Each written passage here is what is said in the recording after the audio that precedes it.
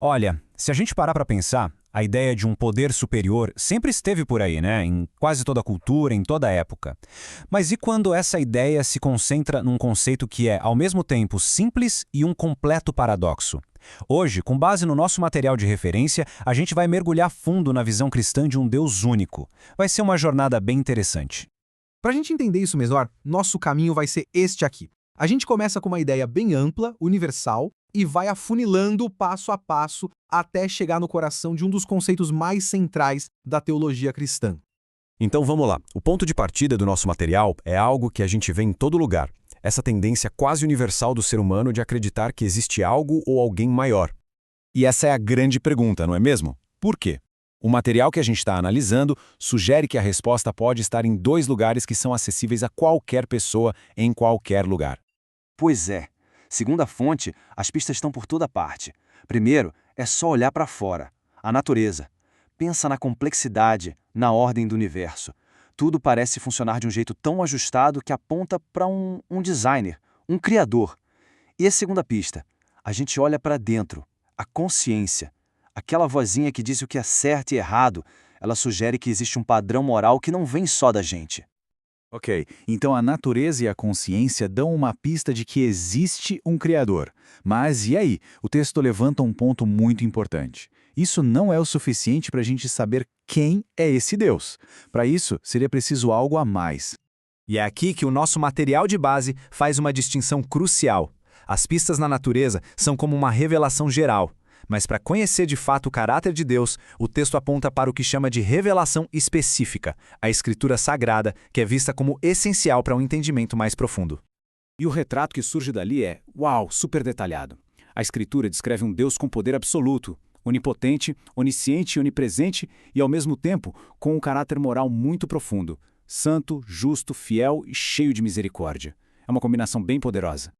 E tudo isso prepara o terreno para o conceito que é talvez o mais complexo e fascinante de todos os apresentados aqui, a doutrina da Trindade. É aqui que a compreensão de Deus se torna verdadeiramente única. Para a gente começar a entender isso, a fonte nos apresenta primeiro este número, 3. E logo em seguida, este outro, 1. E o grande mistério, a peça central de tudo, está justamente em como esses dois números se relacionam de um jeito que desafia a nossa matemática do dia a dia. O termo que se usa para isso é Deus triuno. E a definição, como a fonte explica, é um verdadeiro paradoxo.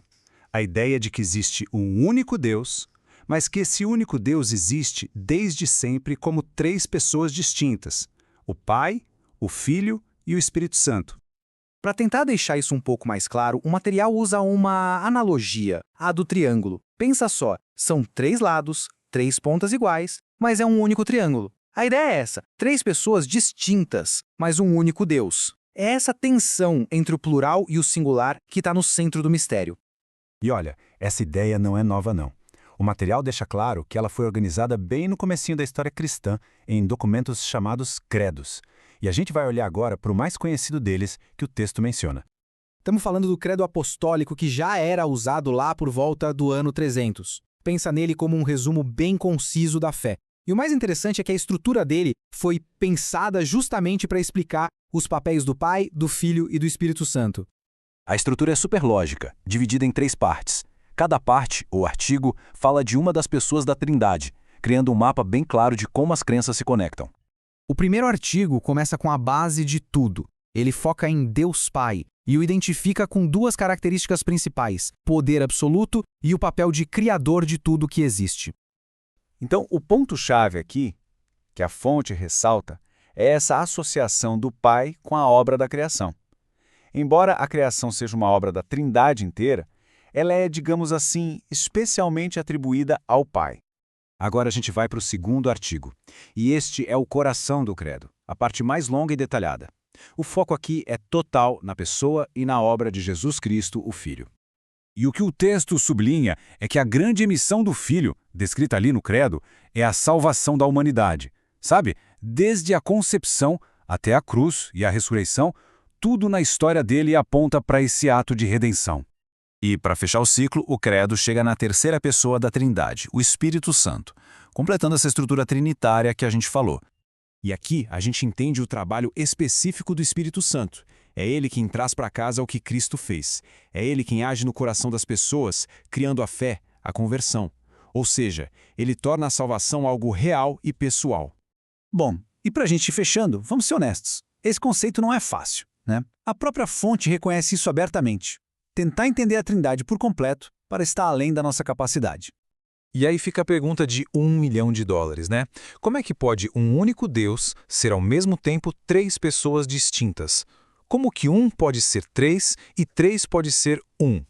A conclusão que a nossa fonte chega é fascinante. Em vez de tratar essa nossa dificuldade de entender como um problema da doutrina, o texto vira o jogo. Ele diz que essa incapacidade, na verdade, é uma prova da grandeza de Deus. O mistério não é uma falha, é um sinal de que ele é imenso, muito além do nosso entendimento limitado.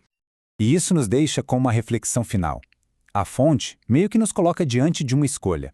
A gente encara a Trindade como um quebra-cabeça que precisa ser resolvido, ou como uma verdade sobre um Deus que é tão grande que convida mais a confiança do que a compreensão total. É um pensamento poderoso para a gente encerrar esta análise.